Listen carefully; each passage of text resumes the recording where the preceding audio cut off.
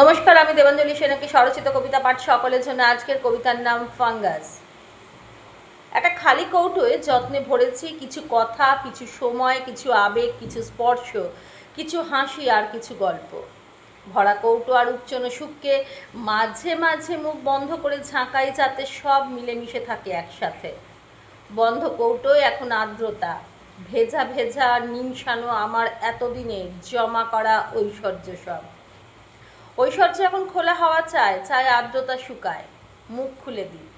ভ্যাপসা গন্ধ নাকে এসে ঝাঁপটায়, হাত থেকে পড়ে ছড়িয়ে ছিটিয়ে গড়াগড়ি খায় ওরা। যেন ভারী এক আমোদের মুহূর্ত, যেন কি ভীষণ এক মুক্তির আনন্দ।